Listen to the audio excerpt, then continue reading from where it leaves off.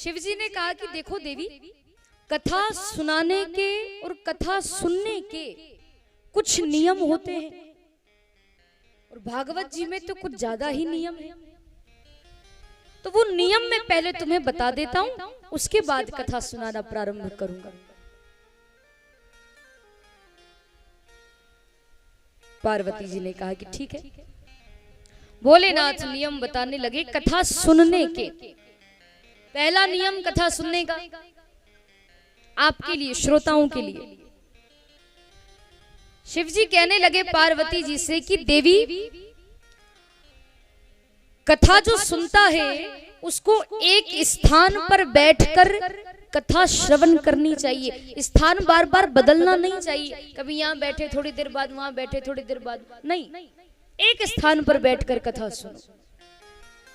एक आसन पर बैठकर कथा सुनना चाहिए। कथा में इधर उधर की बातें नहीं करना चाहिए। कई हमारी माताएं कथा के बीच में बात कर लेती हैं, आज तुम्हारे घर कौन सी सब्जी बनी थी, है ना। ये सारी बातें कथा में नहीं होनी चाहिए। बातें तो जीवन भर करना है आपको, हमको। कथा बार बार नहीं मिलती, कथा हर समय थोड़ी मिलती है। हर किसी जीव को कथा सुनने का सौभाग्य नहीं मिलता। भगवान की कृपा होती है, अति कृपा होती है, वही कथा में आकर बैठता है।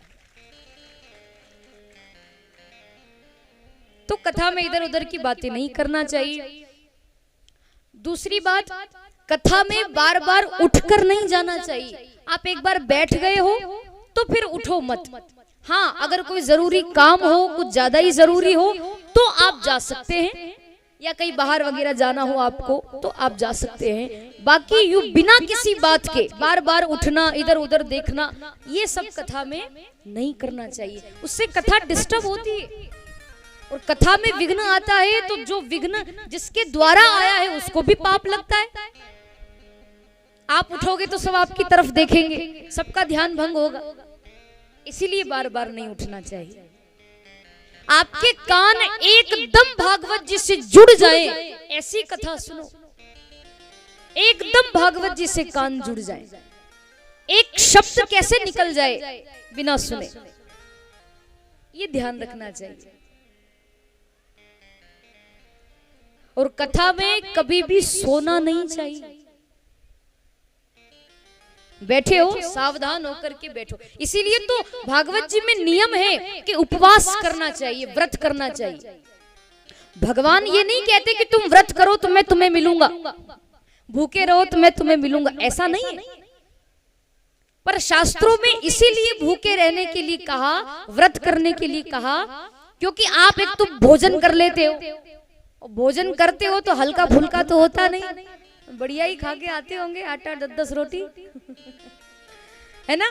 एक तो आप भोजन कर लेते हो बढ़िया, और भोजन करने के बाद दोपहर का समय, गर्मी का समय है, नींद आती है। कई माताओं की आदत होती है दिन में सोने की।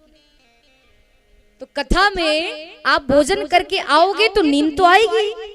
इसीलिए व्रत करने के लिए कहते हैं, ताकि खाली पेट रहेगा तो आपको इतना आलस नहीं आएगा।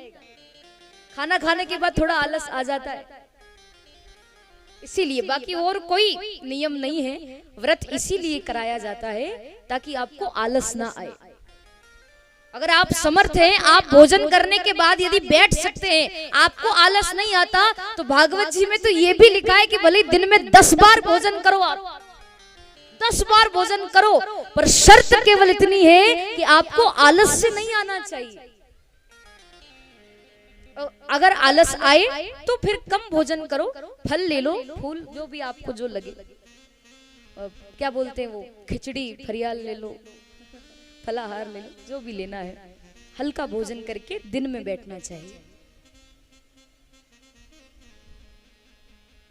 तो ये भागवत जी के नियम है कि एक स्थान पर बैठकर कथा सुनो, बार बार उठ कर के मत जाओ। जरूरी काम हो तो उठो, वरना कोई बात नहीं। कथा को एकाग्र चित्त होकर के सुनना चाहिए, क्योंकि क्या पता कौन सा शब्द ऐसा निकल जाए मुख से कि जिसको सुनकर आपका हमारा हृदय परिवर्तित हो जाए, इसका भी कोई भरोसा नहीं, क्या पता कौन सा शब्द निकल जाए। सावधान होकर कथा